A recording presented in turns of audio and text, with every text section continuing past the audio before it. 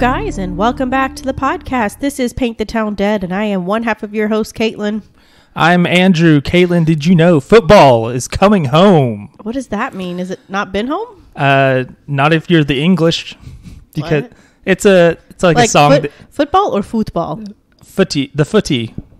I don't. That's soccer. Okay, football. They call it. Well, they say you're trying to say like football, like Spanish. They do it in Italia. Oh, and they're also playing. They're playing Italy right now. Is this like It is the European Championships. Okay, that's what. Yeah. Okay. Yeah. So because America isn't involved with anything that the rest of the world does. Well, I mean, we play in the World Cup sometimes, usually for good enough. How many professional World League soccer teams are there in the U.S.? Like Major League Soccer? Like that can compete in like World Cup stuff. So World Cup is like national teams, which is like a different thing than I feel like what you're asking. Okay, never mind. I don't know sports. There's a thing called the FIFA Club World Cup, but nobody cares about it. So everybody knows about the FIFA World Cup. Yeah, but FIFA that's the Club big one. World Cup is different. Yeah, okay. It's like people don't really care about that. Okay, I think they do it every year, but it's just I don't know. The big international thing for like professional teams is the UEFA Champions League. And that's like best teams from England, best professional teams from Spain and Italy and Germany. Where they're good. Yeah. And the U.S. doesn't participate in that because they're not a European place. We defected. That's right. We said, no, thank you. So we're good. But yeah. We're going to be jerks over here by ourselves. So England is historically known for being lovers of the footy. Yes. But not being that great at it. Oh, really? Yeah. They won a World Cup in like the 60s. David Beckham. Yeah, British. They have plenty of good players, and they have the best professional league, but not necessarily the best national team. Okay. Because it's just too many rules. Well, you can bring in like players from all over the world for your professional team. Oh, so you have to be like from that country. Yeah, roughly. Okay. There's some rules you can get around, like my grandpa's from there, so I can play there too, or something. Yeah. Okay. But there's stuff like that, or like I think there's like a bunch of like French guys who play for Algeria because Algeria was a French colony. There's a whole thing. Yeah. Okay. But basically, the English they have this whole thing. It's a song. It's called "It's Coming Home." Football is coming home, and people like to make fun of them because they're always like, "Yay, we're gonna do great," and then they never do great at all. They always flame out embarrassingly. Bunch of white boys. Yeah, but they're actually in the lead right now, so they might win the Euros. Whoa! So the world is really turned upside down. Congratulations, England, our predecessor. Yeah, part of it. Kinda. I mean, yeah. Only a third of it, or even a fourth. No. Spain, France. England. Well, yeah. All kinds of stuff. And of course, the people that were here first. Yes, who died horribly greatly to disease and then other reasons, genocide and such. But, no big deal. Oh, well. Anyways. Oops. So, you want to talk about something very nice? Is it murder? Maybe. Let's find out. Oh my gosh, okay. That's the show. If we don't talk about death or almost death, then we wouldn't live up to our name. We'd have to just start a different podcast. It would be Rainbows and Butterflies, the podcast. Yeah. What would Rainbows and Butterflies? Yeah. Boo. Okay. No, you don't want to do that? We're Paint the Town Dead. That's right. I'm here for what we're supposed to be talking about. Okay. Well, then I have a story for you. We're going to talk about a fellow named Ted Throneberry. He is. I'm so excited you're doing this. Yeah, he's from a place called Arkansas. You've heard of it? I've heard of it. He was born 1957. Grew up in a bit of a close knit family. Yeah. He liked the outdoors, doing like fishing and stuff, and camping, that kind of thing. Not my jam. Stuff that I don't do. No, not stuff that I saw somewhere. It's like stuff you pretend to do. If you're on dating sites, you say you like that stuff, and you really don't. Everybody is a hiker on dating sites. Yeah, that's one I've noticed. 100%. Yeah, like every once in a while, I'll get it in my head, like, maybe I should get into fishing. Maybe I should get into camping. Maybe that's a thing I would enjoy. And then I wake up the next day. I'm like, Nah. That was a terrible mistake. Or I just forgot that I was thinking about that at all. Yeah. And so I'll just play a video game instead. So much better to have air conditioning, which, by the way, speaking of Europe stuff, 2 years ago today, I was in Ireland. Had been there for a couple People days. who don't like the English. Yeah.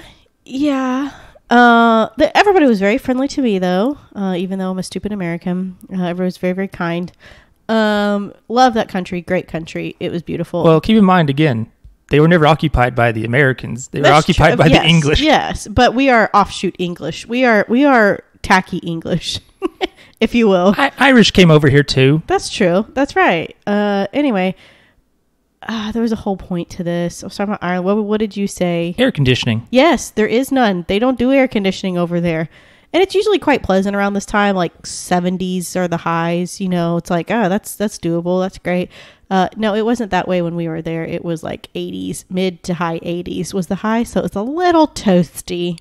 And there's no AC. No AC. A lot of heaters. A lot of, what do they call them? Not heaters. I don't know. An old-timey phrase. A stove. No. An oven. It's like the heaters that you'd see underneath windows and stuff.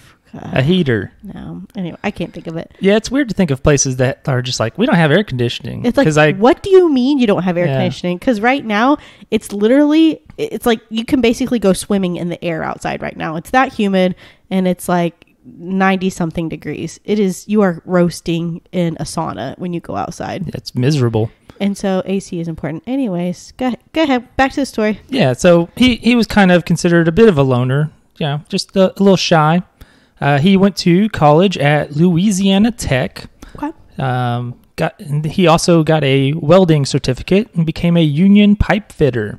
Ooh. So, there's a lot of travel involved in that work. Mm-hmm. They're like, hey, we need you to come Fix do a this thing pipe. here in Georgia or wherever. But they get paid decent money. They get paid good money, just a lot of travel. Yeah, it sucks. And it's probably really hot, speaking of the heat. Ugh. Lots of welding. Yeah. I remember they were doing welding at my school when I was a kid, and they're just like, don't look at the flame. Yeah, you're blind. I was like, of course, I looked straight at it from wherever I was. Of course. It was too far away. I can still see. So, that kind of thing. It's okay. Your retinas will just attach when you're in your 70s. Yeah, don't even worry about it. Maybe we'll figure out robot eyes by then. So he feels a little lonely doing this because you're traveling all the time. Yeah. And, if I were doing that, I would just be, hooking up with random ladies all the time in all these cities because that's what I'm known for. You're such a player. They call me the player. Yep. Yeah? Yep. Yep. They sure do. This is a very serious thing I'm saying. That's for reals. Okay. So he wrote an ad in a Christian magazine looking for a lady friend. This is before dating sites, obviously. Plenty of Fish, the magazine. Yeah. Farmersonly.com. The magazine. Yeah. I'm going to go back in time and I'm going to create a magazine. It's going to have .com on the end of the name. People are like, what does that even mean? Yeah. And you're like, you'll see. Don't even worry about it. One day you'll know. One day. And his ad is answered by Anne Ryberg. She was born in 1958 and she grew up in Massachusetts. I actually spelled it right the first time. And That's then impressive. later, I spell it wrong. So you win some, you lose some. That's the only state where I'm like, I don't know how to spell it. Let me see if I can spell it. Okay, go for it. Massa. You're doing good. CHUSETTS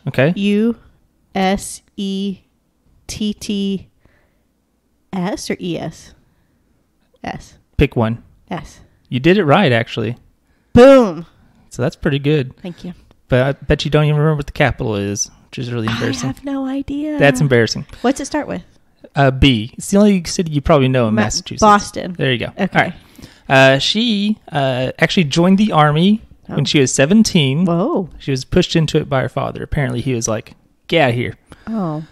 She went AWOL and was discharged. And they excused it because she was a minor. She wasn't supposed to be there. They're like, oh, crap, wait. Oh, we made a mistake here. Whoopsies. She had a short-lived marriage before answering this here letter. So she's previously divorced. Mm-hmm. I really like, there's a picture of her where she has insanely long hair. Like, she makes Pentecostal girls look like dudes. Whoa. It's crazy. Why is it so big? I don't know. She just has I'm sorry, why is it so long, I guess? she just had big hair. I don't know. Okay, Just good what for she her. was all about. Okay. So they write back to each other. They both like the nature. I like limited nature. Yes, that's a good, yes.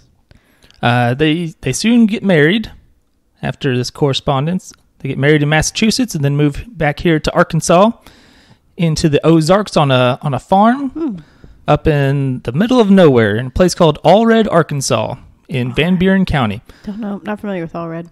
Nope, because on Wikipedia it's listed as an unincorporated territory. So I guess it's not a real town. So it's just like a little community. Yeah, I guess. I don't Okay. know why you bother having a name for it then. Kind of like Goobertown outside of Jonesboro is not a real city or town. It's just a community. Yeah, that kind of thing. Yeah. Yeah, kind of like Brooklyn to Arkansas. That's a real town. Nope, disagree. Well, Not a real town to me. Okay. It doesn't have to be, but it is. In your face, Brooklyn. Okay. But yeah, just it's out in the middle of nowhere, up in the Ozarks in the mountains. Mm-hmm. And like Anne, she also did stuff like they like doing their farm stuff. They were all about the farm. Obviously, he's away a lot because he's still doing his pipe fitting stuff. And she did like wood carvings, and they both played music. Like she played the flute, and he played the guitar. Oh, she played the flute? Yep, just like somebody here. It's me. Yeah, Caitlin's a fluter. I'm a flautist. And so, fast forward, March 8th of 2004, Ted seems to be missing. A friend of his named Mark Hill calls the police. He's like, "Hey, I haven't heard from my guy here. He they'd been working in a site in Illinois, and Ted was going to come back home and then come back. He never came back." Whoa. So Mark comes down, and the Van Buren sheriffs they meet up with him at the farm that Ted and Ann live at, and they find no sign of the couple anywhere, either of them, no Ted or Ann. Mm-hmm. They search around at night, and they end up finding Ted's truck a little ways away, and apparently it was covered in a bunch of like trees, brush and stuff. Like it was trying to be covered? Yeah. So Suspicious. like they were lucky they found it at all, is what they say. What color was it? I don't remember, but it was like a old 95 something or another. Okay. So they talk with Hill, and he's like, "Okay, yeah, we were working in Illinois doing pipe stuff, and Ted left. He's gonna take some furniture home that he bought some furniture. He's gonna go home, hang out for the weekend, come back, be ready for work on Monday." Gotcha. And he never came back. So this Mark Hill fella, he calls the house. But he made it home, right? Maybe. Oh, okay. So Mark Hill calls their house. He calls it a whole bunch of times. Doesn't get any answer. And then finally Ann answers. She says she wasn't in there because she's been living in a camper on the property because they're remodeling the house. They're doing some work on it. So he tells the police that, and they're like, "Okay, let's go check out this camper." Yeah. And they don't find anything significant in there. So then they look around the house.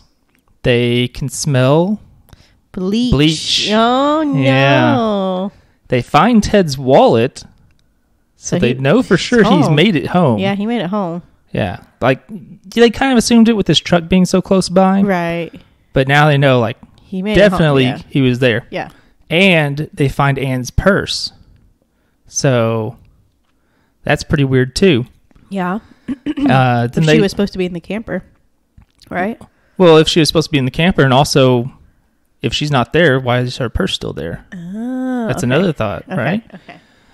And they look around. They find they use, what's the dealie called? Luminol. Yep. They find a little bit of blood on the door. What you're talking about. Yeah. They find a little bit of blood on a door, and they say it looks like it's obviously like somebody tried to wipe it away. Yeah. So they Fun thing about luminol. yes. If you spray it on like metal or something that's been outside, and it lights up, you have to rule it out for human blood because it picks up on the hemoglobin in blood, which is what carries red blood cell. Anyways, rust will show up. It will react with luminol as well. So you have to be careful. What if you did the thing where you put soda on the rust to get rid of it and then did the thing? I don't know. Probably doesn't work. That's a dumb question. I have no idea. You know how there's no such thing as dumb questions? What I just asked probably is one. That's a good question for what is that called? There's like a whole somebody who knows things. No, like for like an experiment. It's like you hypothesize and then you make. Oh yes, that is a hypothesis. That's the first thing where you're like, I think maybe this will happen. Yeah.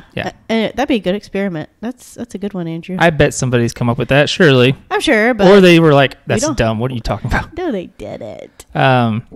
So then they go looking around at the neighbors, which there's not a lot of. Yeah, they're kind of in the middle of nowhere, right? They're on a big old farm in the middle of nowhere, basically. Yeah. In this town that isn't even a real town, basically.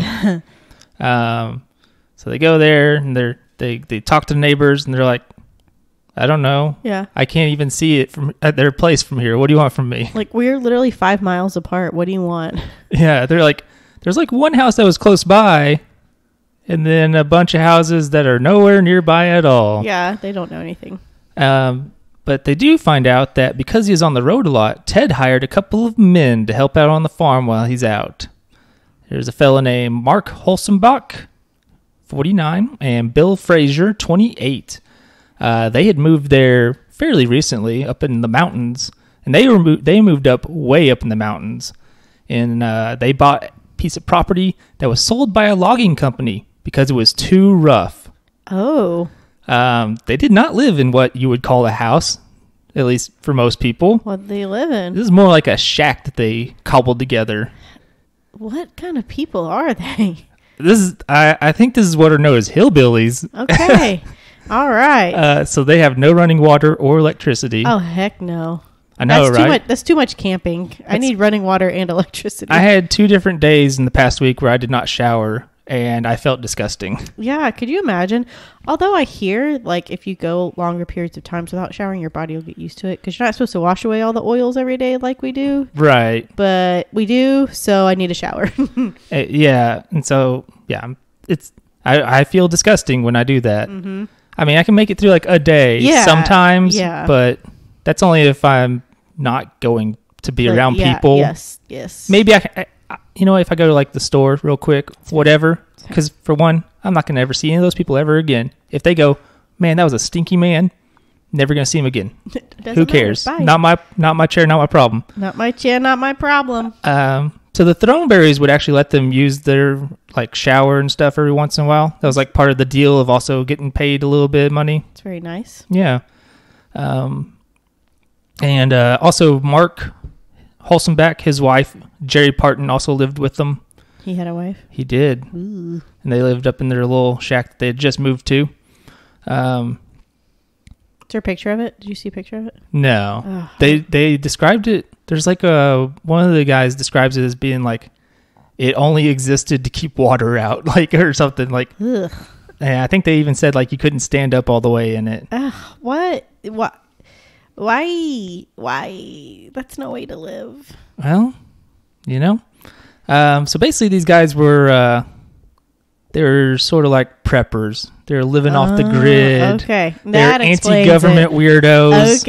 Okay. Now we're hitting home here. Yeah, they always carried guns with them. Gotcha. They had, and not like a regular gun, like AK-47s, like, sick rifles. Ugh. So now it's making sense. Okay. Yeah, suddenly doesn't it make sense? Okay, now I get They also find out that Holsombach and Frazier there are convicted felons from Louisiana. Well, that's not surprising. So they're kind of on the lam here. They're like, let's get out of society. And also turns out, hey, when you're a felon, you can't own guns, and they have so many guns. Did they go to prison? The police get an arrest warrant to go get them.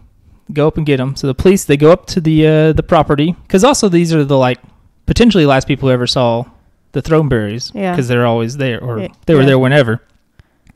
So the police go up to their property. Now I want to mention something here. Okay. A few episodes ago, I complained about weirdos who are like, they're going to track me with the COVID vaccine. And I said, I remember that. I basically pointed out, like, you need to live in a shack in the woods to get away and live off the grid. These guys were living in a shack in the woods, and they were still found by the police very easily. Wow. So, I don't know. Escaping. They still found Ted Kaczynski. He was in the woods in Montana. Yeah, he was in the woods. And he lived in, like, probably something very similar. Yeah, that's... if I were to guess. Yucky. I just want to point that out. They can still get you if they really want to. That's right. They gonna find you. But they go up to the house, and it's not even on, like, a road, this little shack. Like, there's not... It's a trail. There's not even a trail. They're like, it's just nothing. How do they get to it? They're like, oh, go that way. Go north. I don't know. Head north, and when you get to the big oak tree, take a right. Yeah. I don't know. Look to the North Star for your guidance. God. So the police go up there.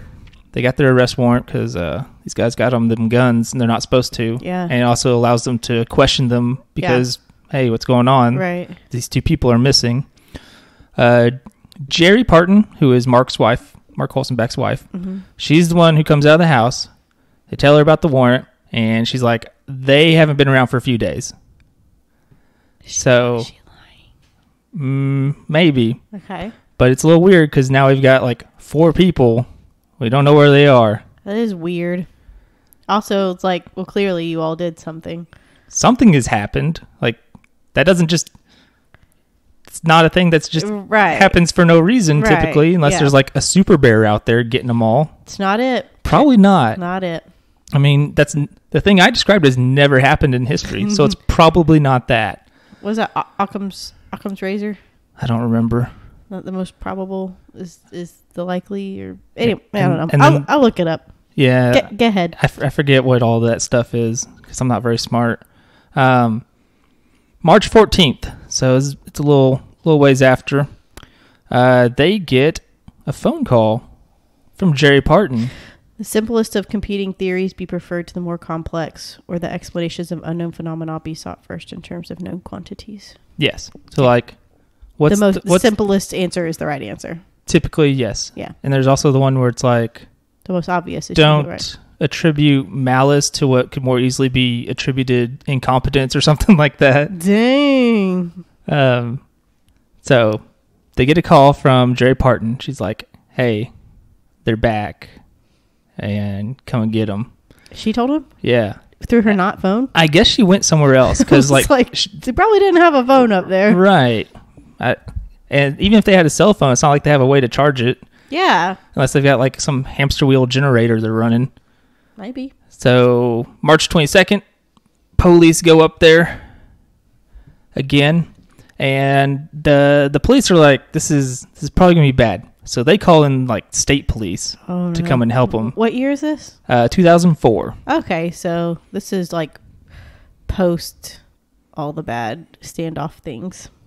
Oh yeah. Like this is post Ruby Ridge, post Waco. Yeah. But they pull in the SWAT. They're gonna go up there in the middle of the night. Ooh. Go and get them, and they end up having a big old gunfight. No, they didn't. They did. Well, they called it. They knew. Yeah, and this is like you can find. Like, what do you think you're gonna do? Through 2 of you against however many, a SWAT team? Yeah, that's another one of those things of like weird prepper people. It's like, I'm gonna fight the government. Like, you're probably not. You're gonna lose. Yeah. They do shoot one officer, but he survives. He's shot in the arm, and a bullet fragment hit him in the mouth. Ew. I know, right? Howie. Yeah, I was like, oh, my teeth. Ugh. But he's the only one he's the only person who's hit in the gunfight at all. Wow. But he's gonna be fine. And so SWAT, they get up there to the shack. They've got him cornered. They toss in some tear gas. Enter the cabin. They're not there. Where'd they go? I don't know. They somehow snuck away in the middle of the because it's the middle of the night. The dark. Yeah, in the woods on the mountain. Yeah, so there's no light other than like starlight and moonlight, and that doesn't do anything for you. If they have any flashlights or anything. Yeah, I mean they would have had they had flashlights, but yeah, I mean you turn them off, they can't see you anymore. Pitch black, yeah, it's So they lost track of them. Okay. Yeah. Did they, So maybe you can fight the government. Did they have an escape route? Did they have like a secret escape hatch? No, it's not through the shack. They snuck out the back. My guess is they thought that they cornered them in the shack and they actually hadn't gone into the shack. That's my guess. Oh, okay. Because, I mean, it's just this little tiny shack. Yeah. If they were in there, they were in there. There's no secret tunnel. They're not the Viet Cong or whatever. Okay. They just escaped out the back, basically. Or didn't even go in there. Okay. They just thought they did. So inside the shack, they find like there's 3 cots for sleeping on. There's like boxes that maybe that's what they use as chairs. There's lots of guns, obviously. So they find all over the place. They count up around 18,000 rounds of ammunition. Holy cow. And they still don't find any evidence of the Throneberries. So these people? Big manhunt begins. They've got helicopters and stuff because these are crazy people who are shooting at the cops and all that stuff. So what's her face wasn't there? The wife wasn't there. No. She was not a part of it. Okay. So more than a week later, April 2nd, 2004, a phone call comes in from a local resident. It says there was 2 strange people near his house and thought they looked real ragged. And said they continued walking down the highway. So the police go out there. They find these 2 people. They catch up to find them. It's Mark Holsombach and Anne Throneberry. What? Yeah. Where's the other dude? Where is the other dude? Where's either of the other dudes? That's true. Where's Throneberry, other Throneberry, and the other dude? That's a great question. Okay. Apparently they've been roughing it through the woods, eating like roots and berries or whatever that they found. Not going well, it appears, because they're like very, very skinny, like noticeably like not well, as you would imagine. Yeah. They surrender peacefully. Bill Frazier, he is found the next day. He's recognized at a gas station. Gotcha. And somebody comes and gets him, but still no sign of Ted Throneberry. So he's been missing quite a while at this point. Yeah, just under a month, roughly. Yeah. So it's weird that they have Anne with them, but not, and no Ted. Right. But it's also, I mean, it's just weird that she's with them at all. Yeah. So they start kind of interrogating these people because, hey, where's Ted still? Mm-hmm. Right. Mm-hmm. So Holsombach and Frazier tell their story. They were waiting for Ted when he came home. And they jumped him, bound him to his chair, and tortured him, like beat him. And they beat him with a sledgehammer until he was dead. Oh my gosh. And they put his body into one of those blue 55-gallon drums. Dude, don't ever look in one of those. There's going to be dead bodies in all of them. Or in this case, they fill it with diesel and burn it. So you look in there, it might be dust, and maybe that's a person formerly. Oh my gosh. And they took his remains and kind of put them out into like a dirt area around the property. And I never figured out, but they did bring in like dogs to sniff around. And they found a spot where they were sniffing at. And I'm wondering if that's like, if the dogs are that good, they pick that up, and they just obviously, you know, as police officers, they can't tell that maybe a little bit of dust is formerly a person. Yeah. Huh. So there's just, I mean, they must have burned that really good because it takes a long time and a lot of heat to cremate somebody. So they must have been burning them for a long time. Yeah. And it may have been like, I'll say pulverized. Even if there was like a little bit of bone fragment, it probably wasn't a lot. Or they just crushed it all up and spread it. Yeah, I don't know. Anne herself, she refused to talk. So investigators start looking a little closer into things, looking at the timeline, checking things out, what's going on, and the relationship between them. Yeah, because there were rumors about this Mark and Anne potentially being a thing. Because I mean, lonely lady with these men up there. Yeah.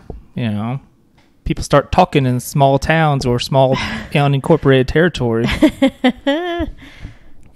So they're looking at it, and they see that the night that Ted called Anne, he called her and said, "Hey, I'm coming home. I'm going to bring some furniture by. I'll be home for the weekend a bit." They find She's like, "Ugh, you're ruining my fun. I'm trying to hook up with this guy, maybe." Ugh. She went to Walmart, and they found receipts. They find bleach. Bunch of diesel? No diesel, but they find that she bought bleach, paper towels, and 2 sets of rubber gloves in different sizes. Oh, one for her and one for him. His and hers. Potentially his and hers, or his even and his. just potentially Holsombach and Frazier have different sized hands. I don't know. But it's clearly for 2 different people because they're in 2 different sizes. And they're all going to be cleaning up the mess. Yeah. So Premeditation, if you will. potentially, prior to this, Anne had recently claimed that Ted was beating her. But it's also during the time period where she was potentially seeing this other fellow. So, like, It's hard to believe. So it's hard to know what the truth is at that point. Yeah, especially knowing what we know now. It's like, was she Right. just trying to, like, make her seem like the victim beforehand? Right. Yeah. But, like, she even emailed Ted's sister and was like, "He's drinking all the time and beating me," or whatever. But she helped do a murder, it would appear, so it's hard to... See, hard to trust your word. Yeah. Yeah. In her trial, she actually takes the stand.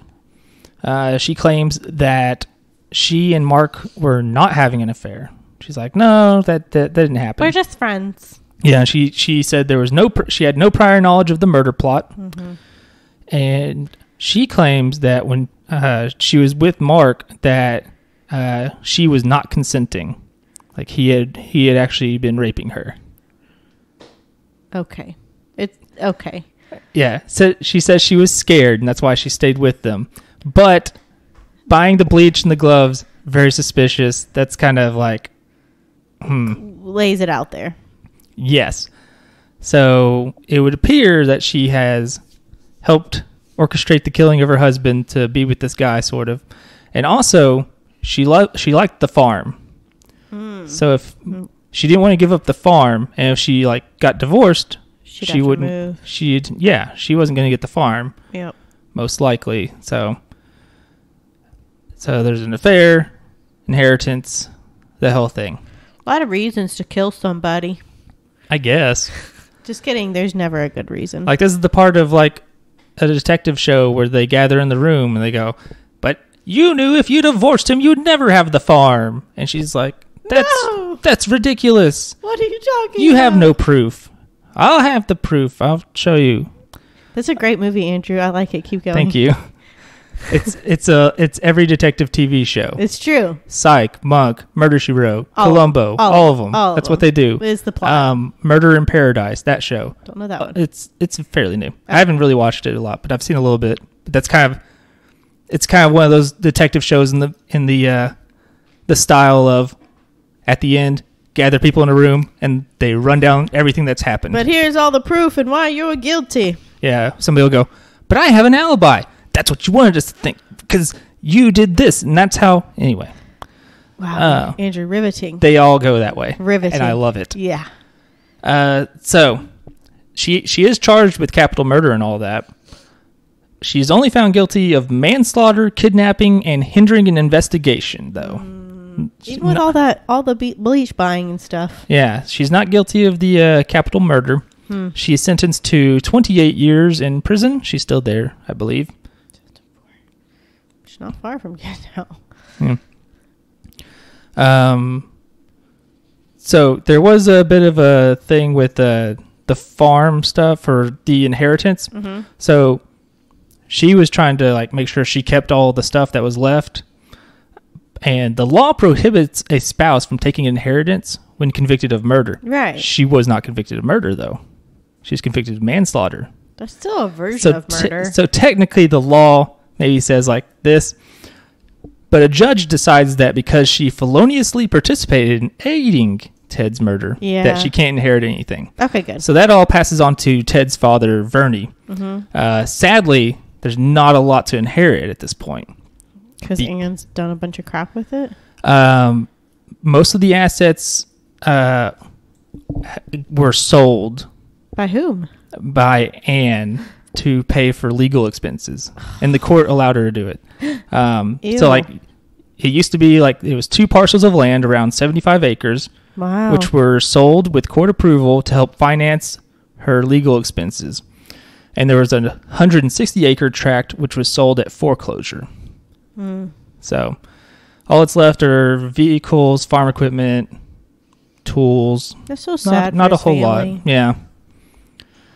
For his part, Billy Frazier, he takes a plea deal and is sentenced to 30 years, which I don't like because he's the younger one. So I'd want the older one because Billy Frazier was like 28 when they did this. Right. So he'll be 58 potentially or whatever. Yeah, when his sentence is done. Life to live. And he could probably get parole even. Yeah. Holsombach, the older one, he is sentenced to life without parole, capital murder.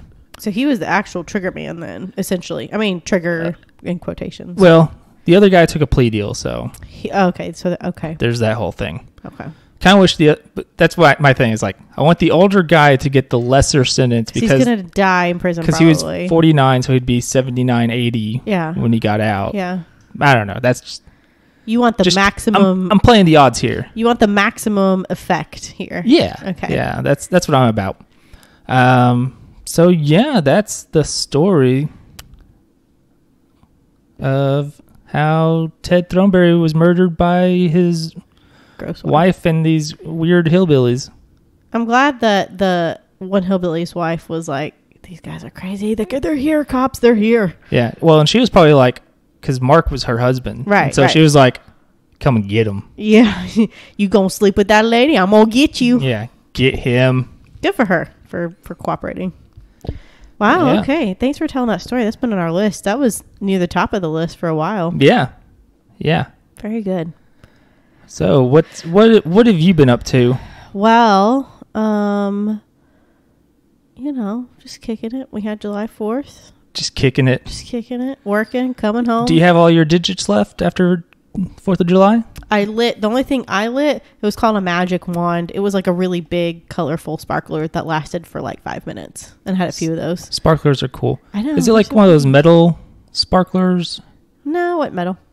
Okay. I remember when I was a kid, there were like 2 types of sparklers. There's like these metal ones and these like kind of papery ones. This one was papery. So I didn't like the paper ones because one time I had it and I was like swinging around like you do with a sparkler. Yeah, of course. And the paper part like flew off. Ah! I was like, we don't need to get those again. I did light a fire. I take that back. I did light, it was like one of those little piddly. It wasn't like a firework. It was just like a pyrotechnic kind of little piddly thing. And you're supposed to lay it flat and light it. And I sat it up and lit it and then pretty much caught the grass on fire. So that was fun. Oops. But then John was like, I think you're supposed to do it this way. And he lit it the second one and it went the right way and like lit up and shot up in the air and spun around and did some things. And it was cool. That sounds fun. I haven't done fireworks in a long time. I used to do a very smart thing where I would hold the firework in my hand and light it. Oh, you're so This stupid. firework is called a bottle rocket. You're so stupid. And we would throw it. And this is bottle rockets. I know we were talking about bottle rockets once and you were like, what even is that? Yeah. Basically, they just shoot out, and then explode. Yeah. So don't throw those because then you don't know where it's going to go. It could have shot back and hit me in the face like it happened to some kid in my hometown, which led to them banning fireworks in the town. No fireworks here, just none. Just leave the fireworks out, none, ever. Yeah, so don't do what I did. That's a bad idea. That could have gone really bad. I heard somebody lighting fireworks last night and I was raging because I was like, it is literally a week past July 4th. GTFO. I hate it when people light them off on the 3rd. It's like, why? What are you celebrating? That you love being under British rule? Like, is that your thing? That's right. This isn't Freedom Ring. I don't know. A bunch of London fog breathers. Yeah. Get out of here. We left for a reason. That's right. We want to live on an island unless it's Hawaii. Did I send you the TikTok of the guy trying to catch up? No. It was really funny. There's a British guy. Apparently they have something called, no, he was Australian. They have something called tomato sauce, which is like their version of ketchup. I've heard that New Zealand is like that too. Yes, yeah. And so he's like, well, tonight I'm going to be trying, a burger with tomato sauce, good old tomato sauce. Can't go wrong with it. And then a burger with ketchup, and I'm going to be chasing them down with this whiskey here. I think it was like Jack Daniels or something. And anyway, so he eats his burger. He's like, oh, yeah, this is good old tomato sauce. It's delicious. And he washes it down with whiskey. He's like, I'm not a whiskey person. This is just terrible. It's like diesel fuel. And ugh. And then he takes a bite. He's like, all right, here's the burger with ketchup. He takes a bite, and it like transports him to like this otherworldly place. And it looks like he's like in the desert, like in Arizona. And this eagle with an American flag flies up behind him. It's like, yeah. And then he's like riding a burger with like an American shirt on. It's like, it was funny. Yeah, I wonder it's funny you bring that up because there's a podcast I listened to where they talked about somebody was like saying something about putting tomato sauce on whatever. Yeah. And they're like, does he mean ketchup? Like what? Or is it's a different thing. It's a ketchup-y. It looks pretty similar, but I think the only difference is that the ketchup has a lot more sugar than I could see that. The tomato sauce. Of course, because everything in America has a lot more sugar. Yeah, our bread has more sugar. It's weird. It is. It's a problem, but what are you going to do? I read an article. It was a British person. They're like, "Why do you have so much sugar in your bread?" I was like, "I don't know. I didn't even know. I didn't even know. I didn't either until the internet helped me find out by people being like, "Your bread is sweet. What's up with that?" And I'm like, "It is. Is it really?" I think it was Subway wasn't allowed to consider their bread in Ireland. I think too much sugar. Yeah, they're like, this is a dessert technically. So, I do love their bread though. That's the thing. I don't know. What else? 4th of July happened. I've been watching lost soccer. Is football coming home? England's still up. Good for them. Yay. Kind of annoyed because it's usually fun to poke fun at the English because they invented the game of soccer, but they're not very good at it. Like, come on, people. It's like, we invented it, but we let everybody else be better at it. We let Brazil and Argentina, they're good. France and Germany and Italy and basically everybody be better. Good for them. But so good for her. Maybe football is coming home. Okay. The footy. How many Star Wars, Andrew? Oh, that's for you to guess. Oh, dang! I thought I could get you. How many Star Wars? Caitlin is guessing 2 Star Wars. Well, you overshot. It's just the one. It's just Bad Batch. Just Bad Batch. Yeah. Still liking it? Yeah, it's still good. I told somebody once that I think it was after the first 2 episodes had aired, I was like, yeah, you don't have to have watched Clone Wars very much to understand anything. And lies. Yeah, I'd be curious to know if you're just like, who is this? What are they doing? Why are they here? Or if you just watch and go like, oh, that's a bounty hunter. He's doing a thing. And you'd be like, I get it. Cool. Because there's like characters. There's a character who was introduced in Mandalorian in the show, Fennec Shand, played by Ming-Na Wen. Yep. There's been Clone Wars characters like I think Rex was there, Cad Bane was there. Cadbury, I love Cadbury. Yeah, Cad Bane's pretty cool. And now this latest episode brought in people from Rebels, which is they brought in a young Harrison Dula. So who the heck is that? She's a green Twi'lek lady. She's one of the main characters from Rebels. She's like the only good character from Rebels, actually. That one girl who had the Jedi tattoo from college, that's its Twi'lek. Oh, with the weird hair thing. Yeah, the head tails, the Leku as they're called. You know too much.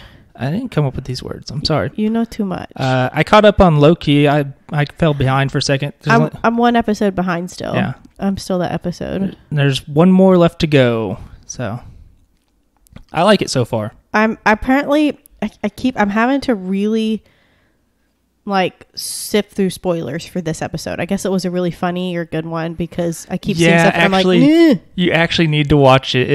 It's really fun. That's what everybody said. So What else are you doing today?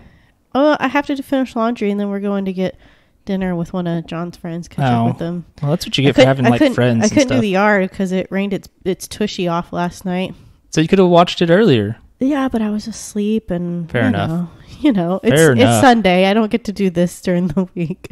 I've got like one other thing. I think. So do you want to talk about Inside and Deep at the end? Yeah. Okay. What's Deep? Like I have notes. Oh, okay. Yeah. In depth. Okay. Yeah. I will say I have a couple things here. I went to a movie theater on Friday. Oh, what'd you see? Saw Black Widow. Oh, I thought you hated Marvel the way you hadn't caught up on Loki. But... Shut up. It was the first movie I've seen in movie theater in well over a year. Since year and a half. March somethingth of 2020. Was that? That was Onward. Oh. It was. I actually looked it up pretty recently, but I forget. But like March 11th is when things went haywire. Yeah. Onward came out on like the 8th or something. Like it was very close. So that was the last movie I saw them in the theater. Yep, haven't seen one since.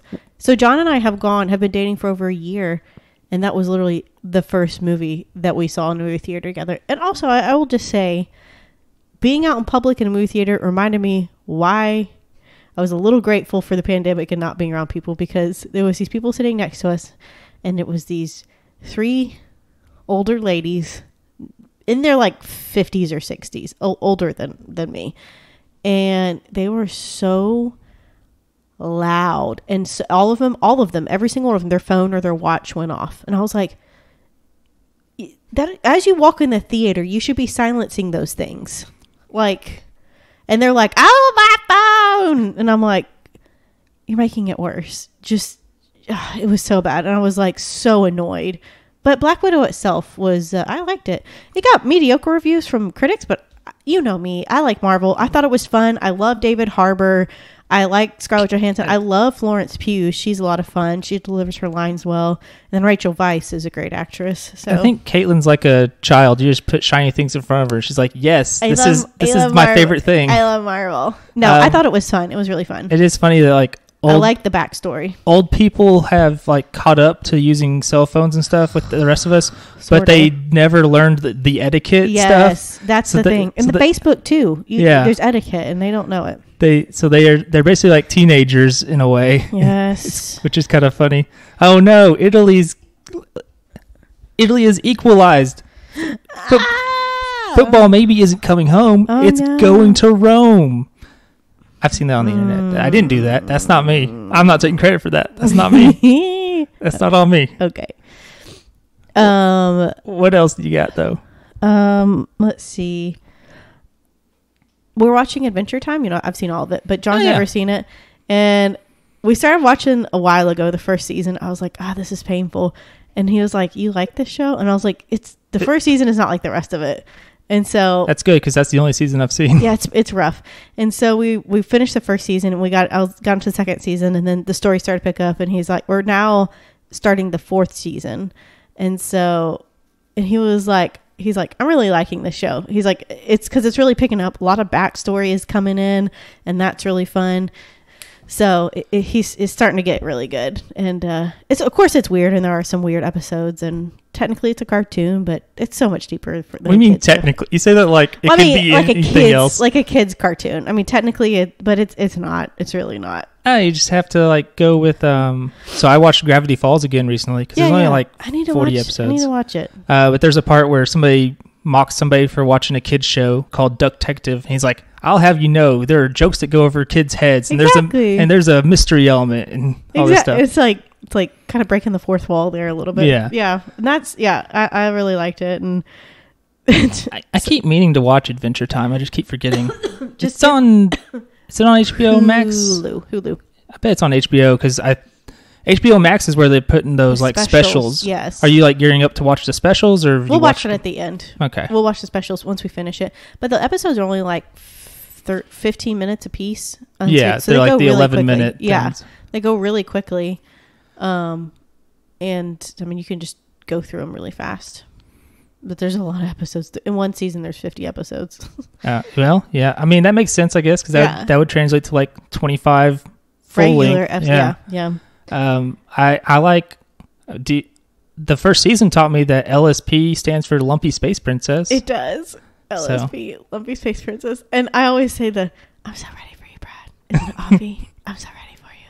And John was like, what is this from? And we just watched that episode where LSP says that, I'm so ready for you, Brad. Isn't it obvious? It's kind of like when I used to always say, you still say, why are you the way that you are? Why are you the way that you are? Yeah. And I had a friend who finally watched The Office at one point, and they're like, I see where you got that it's from there. My whole personality is made up of things I pull from other things. I mean, yeah. And I actually, it was really funny yesterday. I said not my chair, not my problem. And then I was reading an article. It was like 20 videos from when the internet started that you'll never forget or something like that. And that was on there. And I was like, this one, not my chair, not my problem. Drinking out of cups. I can't believe, I don't know why I still say that. It's so dumb. Apparently we're not the only ones. Also, I don't remember what we were listening to, but John and I were listening to something on the radio, and they brought up something about maybe Oklahoma City, the bombing. Oh, okay, cool. And it was, and then I was like, oh, well, blah, blah, blah. And then John was like, oh, did you know that they were supposed to bomb the Little Rock building? So I was like, yes, if you listen to all of our episodes, you would also know that Andrew and I have talked about this. And I think he probably did listen to that one. And I was like, and John said the only reason why they chose not to do Little Rock was because there was a daycare or a nursery. I was like, that's not true, because Oklahoma City, there was a daycare in that building. The bomb was directly under the daycare. Yeah. And he knew it was. Yes. And that was okay because he thought it was okay because the kids were like, they're part of the federal system. Exactly. And all that. Their parents work there. And so they thought they justified it somehow. And then I was like, no, that's not why he missed Little Rock. The only reason why he didn't do Little Rock is because it was a florist. Yeah, that's what he said, which is weird. I would think the daycare would be more of an issue to me. But maybe he rationalized it because I think the real reason is that it was a bigger deal to do it in Oklahoma City than Little Rock. I know how we got onto it. I was talking about McVeigh from our previous episode. John was like, McVeigh? And I was like, not Timothy McVeigh. Different McVeigh, spelled differently. And then that's how we got to talking about it. That's what it was. And then I was like, and they did it because it was justification for, was it Waco or Ruby Ridge or something like that? Both. Yeah. And so we got to know, and I was like, Andrew he can go into some deep dives about some racist stuff. And we've got some stuff on my list that deals with it. It's deep. And then it was like, I was like, all these are connected. All the organizations are connected. And they brought up the something sword in the arm of the Lord. Covenant of the Sword in the Arm of the Lord. Yeah, that one. CSA. Yeah. Those initials are not an accident, as in Confederate States of America. Oh, yeah. Okay. Yeah, makes sense. And they're all connected. And I was like, literally all of them are connected. And then that one in Oklahoma that we talked about. Yeah. What was Elohim City. Elohim City, yeah. Asa Hutchinson, our current governor in Arkansas as of now, he won't be soon because of term limits. He was one of the guys who helped negotiate when they took down CSA. Really? And there was no fight. There was not a big fight at the compound or anything. He helped negotiate that to make sure they weren't going to. Was it you said it was at Elohim City? No, this is at CSA's compound, which was near Harrison. Oh, okay. As you would figure. Yeah. Go figure. Anyways, I was like, it goes all the way to the top, man, all the way to the top. But it's all connected and it's all gross. Yeah, it used to really go all the way to the top in a way. For real though. In a way. In a way. In a way. Let's see what else. That's pretty much it. I finished Breath of the Wild. Yes, tell me about it. It's really good. It is really great. I did a bunch of the shrines. I know there's like 100 something, or like 100. I did probably 60, 70. There's a lot. I don't know. Yeah. I know I had like 18 hearts when I got to the end. I knew I was done with it. I walked into a shrine, which is like my favorite part of the game. Uh-huh. And I just looked at it and I was annoyed. I was like, I don't want to do this. Like, another one. Yeah. So I was like, okay, it's time to... I'm putting this one away. Time to gear up and go finish the fight. Yeah. Against Ganon. Yeah. So I went and did that. I wish you could have kept the bow and arrow at the end. It takes you back to it. I was like, where's my bow? Where's my bow that I won? Yeah, I'm so used to like games that are open world being like, all right, now you can just go do whatever in the world after you've beaten the ultimate evil. But Ganon, Calamity Ganon, like he's like the ultimate evil that we have to stop. Right. disagree. The ultimate evil are Lionels. I've beaten Ganon. I've never beaten a Lionel. They will kick your tush. I've ran into one in the castle. Yeah. And I was like, okay, let's not go in that room again because it killed me. So I had to like use the bird power to jump over to that room and get somewhere else because I was like, I'm not ever going to beat that. And even if I do, I'm not going to have anything left to like continue. They kick your butt. So I feel like they should have weaponized armies against the Lionels and wiped them out because there's only like 4 of them in the game. They're a problem. They all look different too. One's a zebra one. But those will kick your, like literally in the game when I saw one, I'm like, whoop, and I'm turning around and going the other way because they will destroy you. And they will come after you too. All of the bosses are easier than they are. Yep. I thought that sometimes the divine beast. I haven't played it so long yet. The divine beast, those were sometimes kind of confusing. I was like, I don't understand what I'm supposed to be doing. The most confusing one for me was the camel one out in the desert. Yeah. Where you're in a cylinder and you have to like move 3 sections of the cylinder, like spin them around. Yes. Like for whatever reason, my brain was like, I don't understand. Like I can't comprehend what I'm doing here. So that one took me a long time to do. Yeah. Those are a little confusing. That was also, I think, the hardest boss of the divine beast, as I recall. Yeah. I did not do well against that one. Yeah, that was... There's one tower that I had trouble getting up to because it was like covered in bad guys and something else, and I had so much trouble getting up it. I know there's one that has like a bunch of like flying guardian things. Maybe that was it. Which I really hated doing. Yes. And then there was another one that's covered in a bunch of the goo. That's what it was. It was the goo. That one was hard. That one took me a long time to figure out where I needed to get to do it. Right. Yeah. But yeah, it's a fun game. Yeah, it's really good. It's the best Zelda game. That's almost certainly true. It's the best Zelda game I've ever played through. 100% the best. Because it's the first one. So. Don't try to go backwards because it's the best one and you're going to be disappointed. Yeah, I might go back and play Link to the Past because I have access to it anyway on the Switch. Oh, might as well. Yeah. It's like the Super Nintendo one. I don't know. Yeah. Might do that. Okay. Blow some we'll time. See. Yeah, we'll see if I do that. I played through that Super Metroid on there. That was a good game. Well, look at you. Mm-hmm.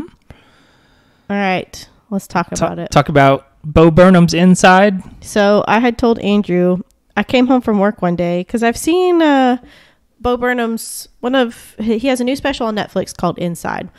And when I was on TikTok, I had seen one of his songs from that on TikTok, and I was like, man, I really like this. I need to watch it. And I had seen people be like, wow, somebody go check on Bo Burnham. Is he okay? And like, wow, his special is amazing. And I was like, well, I got to watch it. And so I had told John about it when I came home from work one day. I was like, hey, we need to watch the special tonight. He's like, okay. So we're eating dinner.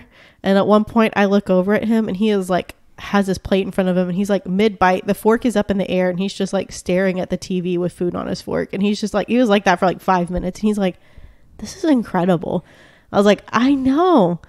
So it's a special that Bo Burnham did if you don't know who Bo Burnham is, he is I would call him a musical comedian. Yeah, that seems right. He composes and writes funny songs. He has great voices. He sings. Good stuff. And I think got his start on YouTube like 15 years ago. He was a YouTube guy. Yeah. Back in the earliest days of YouTube. Early YouTube days. He was young, very young then. Yeah. Back when your video couldn't be more than 10 minutes long. Yeah. And then one day I watched a video recently that was 4 hours long. So what are you going to do? Yes, you did. And it was about iCarly. Yeah, it was. So. Which is like, it was a really good video, but I had to obviously had to do multiple sittings on that one. Yeah, it's a long one.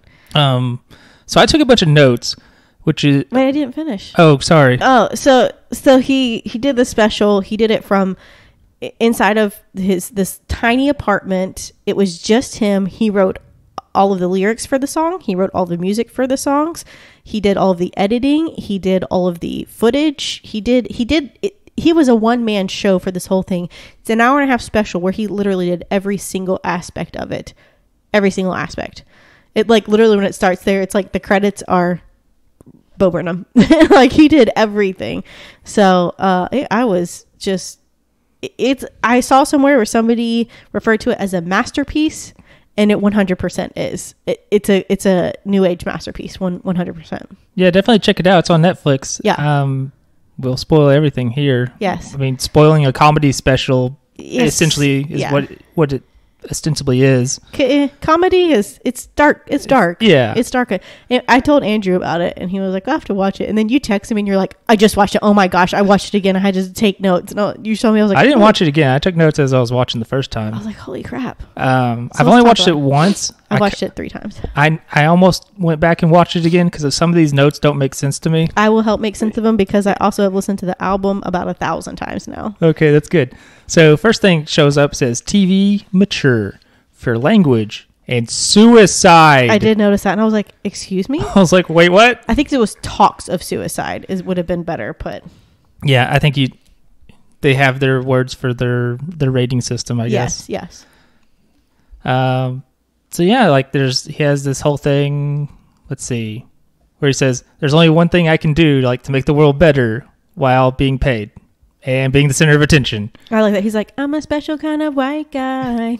And he has during the song or before the song, he has a Venn diagram, and it's one circle is Malcolm X and the other circle is Weird Al, and in the middle he's just like, me.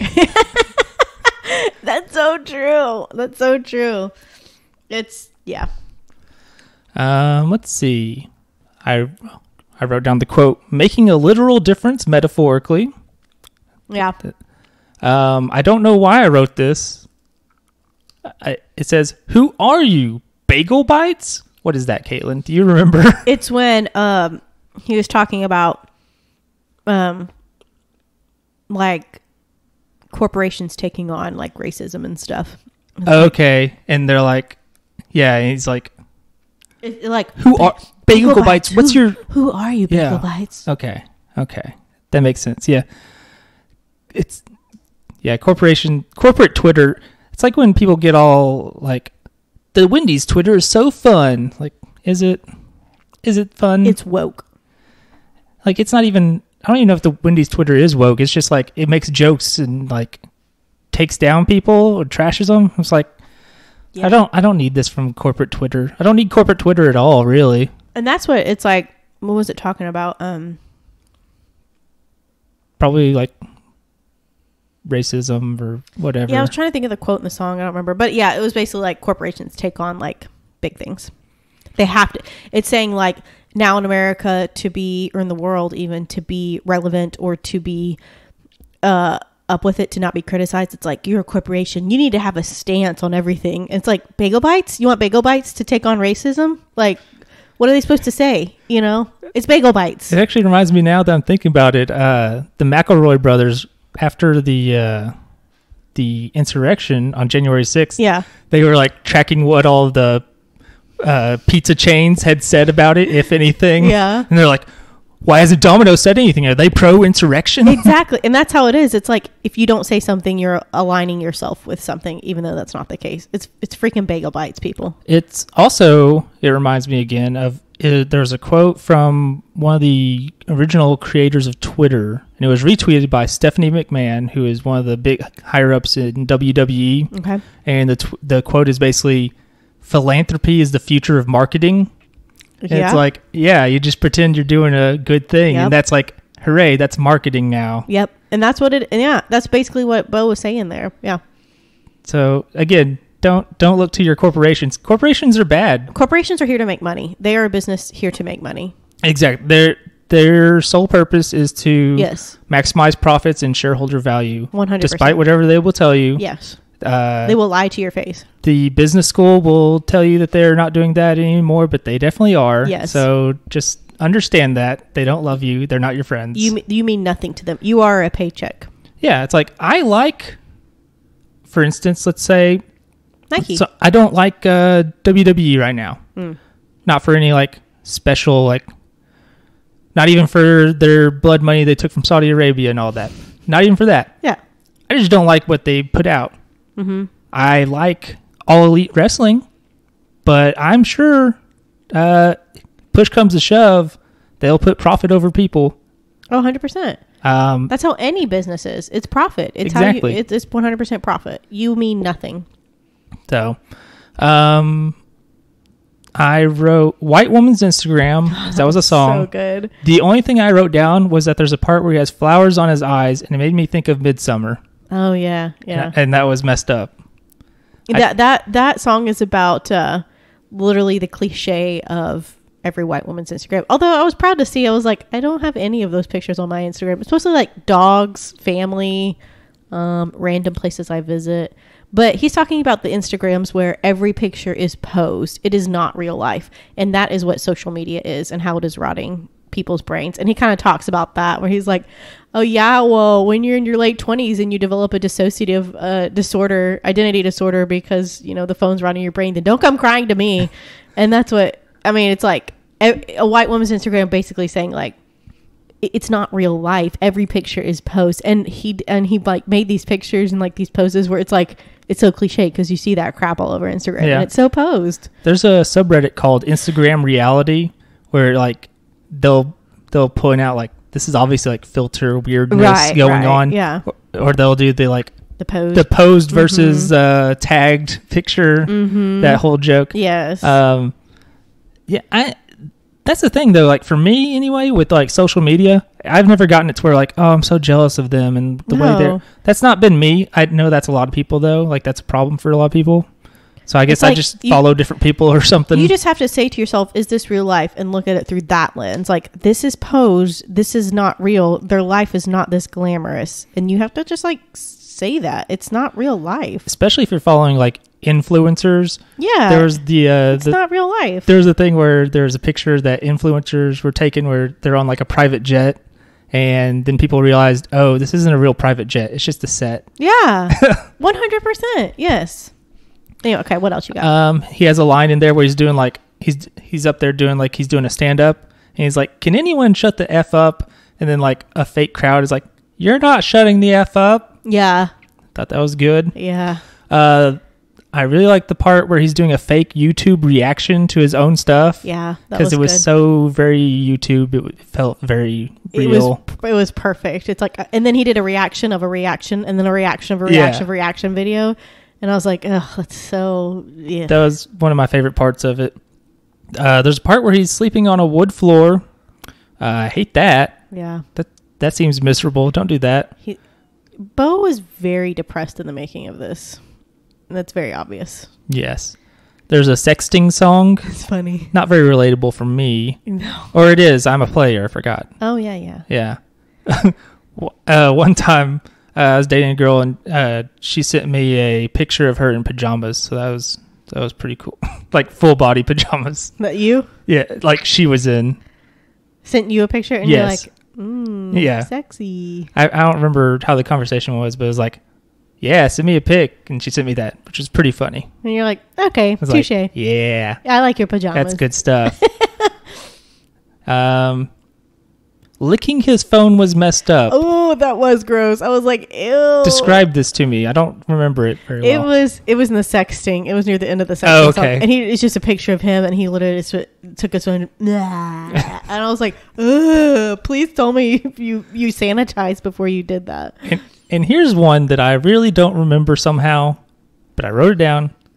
That knife bit made me uncomfortable. Yeah, it's like in between his songs, he has little bits of stuff. He talks a little bit, and it's like almost like sets, kind of. And there was one point where he's like, guys, I just want to really thank you for, I try to put out content that you like. It's very much like you would see a YouTube video of people being like, I want to thank my fans for appreciating my content. And then he just pulls up, he just has this knife and he just holds it up. And it's like, I try really, really hard to put out what you like. And, sometimes I get feedback and it's not great. And he like kind of goes on. It's like a YouTube creator, parody on that of being like, they crave the positive feedback and the likes and the comments and the everything. You gotta get the likes. You gotta the algorithm. Yeah. And so, and it's like, if I can't be the best, then, the knife, it was very like kind of haunting. It was like, at the end, he just sits there and kind of has this faded smile at the camera with this knife. And it's like, you can, it's a metaphor, if you will. Yeah. There's the part where he's watching his old stuff. Yeah, that was sad. It was literally probably one of his first videos he put up on YouTube. And he's just sitting there. And this is near the end of it. He didn't, it looks like he didn't shave or cut his hair for the entire time. And mind you, this project went well over a year of him making this stuff. And he's sitting there with this big screen and he looks so sallow. Like his face looks sunken and he just doesn't look good. He looks pale and like he's just not in a great place. And he's just watching. And he's got the scraggly beard and the scraggly hair at this point. And he is just watching that video of him as a hopeful youngster with these funny songs, putting videos on YouTube. And it's just really depressing. So it's like, we've all been there where we look back at our younger selves and it's like, I wish I could tell them that your life sucks, man. Or like, don't be that way or whatever. And I wonder with social media. Or almost like you poor SOB, you're so naive kind of thing. Maybe. Or because like he mentions or something, there's part about some of that stuff being problematic, I guess. I'm problematic. Yeah, there's a song. Yeah. Yeah. Because I wonder, like, if I went back, because I've been on Twitter and Facebook for a very long time, mm-hmm. guarantee if I went back, I could find stuff and go like, ooh, no. Yeah. Like, that's problematic, Andrew. Yeah. Because it's been on there for a decade. And we didn't know it was wrong back then. Yeah. Because, I mean, when I was on Facebook, to start with, that was in the era of people were still making rape jokes. We've moved on from that as a society. Or people called stuff, you're like, ooh, that's gay. Yeah, I think it was just coming out of that, but it was still there. Mm-hmm. Suicide jokes were still big time. Mm-hmm. So I just wonder, like, if I ever were at risk of being like actually famous or popular, mm-hmm. guarantee I'm deleting my. Just take it all down. All of it. Just take it all down. It's not worth it. And just starting over. Yeah. Because like every time there was a football player who called them queers on Twitter or something like that, or maybe used the F word, mm-hmm. one of those two, and it's like came up before the draft, and like he made that tweet when he was like 14. Yeah. So like, I don't know. I don't want to drag people for dumb things they said when they're 14 too much, and now we have so much of a record of it, which is so weird. I suspect society will just move in such a way where we'll just be like, we'll deal with it. We'll be like, yeah, he was 14, whatever. Yeah. As long as it wasn't like kill all non-whites, we'll be like, it's fine. It's fine. We'll find a way to get past this. Everybody has said something they regret at some point. Oh yeah, I say something I regret every single day. Yeah. So every once in a while I'll listen back to the podcast, like just because for one I edit it and also just to see what it sounds like or whatever, mm-hmm. see what I can improve maybe. And I'll just be like, oh, Andrew, what are you doing? Ooh. You could have done that better or not done it at all, whichever one. Yeah. Let's see. Oh, there's the part where he's like, I was hoping to finish this before I was 30. Yeah. He's like, sits there by a clock as it turns midnight. And you know, that was like, dang, that hits home because guess who else turned 30 in a pandemic sitting alone at home? This girl. And it was super depressing. And of course this song, it was like when my granddad was 27, he served time in Vietnam. When I was 27, I built a birdhouse with my mom. OF. He says OF.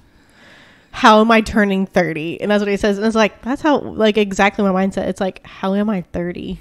Yeah. Yeah. Welcome to my world. Yeah. It was very like, I was like, Bo, I get it. I also turned 30. Ugh, it sucked, man. I didn't turn 30 during a pandemic, but I still didn't care for it. Yeah. It still is, aged another year. Still was one of those moments of like, what have I done? Oh no.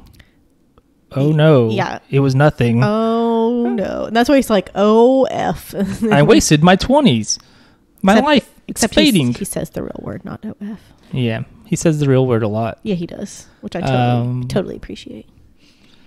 There's a great part where he says, "And now my stupid friends are having stupid children." And now my stupid friends are having stupid children. Yeah, that's in the 30 song. I'm turning 30 song. There was a part in that. My stupid friends are having stupid children. That was like the part where I realized that everybody else was growing up except for me. Yeah. Because they were having kids and they were like, "Yeah, we've been trying for a while." It wasn't, "Whoops." Yeah. I was like, You meant to do that? That was on purpose? Weird. I guess y'all grew up and I didn't. That's fine. I think that's kind of like where he's at. He's like, how am I 30? My friends are having kids, and it's like when I was 20 something, I used to wake up, I used to go to sleep at night with a dream and wake up with purpose, and it's like, and now I'm turning 30. And it's like, yeah. I don't know anything about waking up with a dream and a purpose. I never did that. Yeah, you know. Even before. Yeah, you know. Even before I wasn't doing that. Like, what are you talking about? Yeah. Let's see here. Here's where the suicide comes in. It says, in 2030, I'll be 40 and kill myself then. He's like, and it's then it 2020, and I'll do another 10. 2030, I'll be 40 and kill myself then. And then it cuts. And it cuts away to him. Like, he's like, I'm not going to kill myself. Yeah. I'm not. He has to disclose that. Because, I mean, the suicide jokes used to be a thing. Like, yeah. I guess, I don't know. We just lost our taste for it. Yeah. It took longer than rape jokes, I think. Probably because it's a self-inflicted thing. Yeah. Maybe. I don't know. But it was, I would say, probably 5 years ago is when people were like, let's not. Maybe not. Let's not do that. And he's like, he's like, I'm not going to kill myself. But I think if you watch this, you can tell, like, did he have dark thoughts? He had dark thoughts during the making of this. Probably so. He's a comedy man. Yeah. They all have dark thoughts. For real, though. There's the part where it's like a fake video game. Press X to wake up. It's like day 253. And he's like, I guess I'll cry again. Yeah, this guy's been here for a while. We'll make him walk. Oh, you can't exit the door. I guess we'll cry again and see what happens. Yeah, it was like... probably cry again. It's tough, dude. Yeah. He says, my mental health is rapidly approaching an ATL, all-time low. Yeah, not Atlanta. That's what he says. Yeah, and it's like... Yeah. I don't know. You're reading over your notes? This is one of those things where I wonder...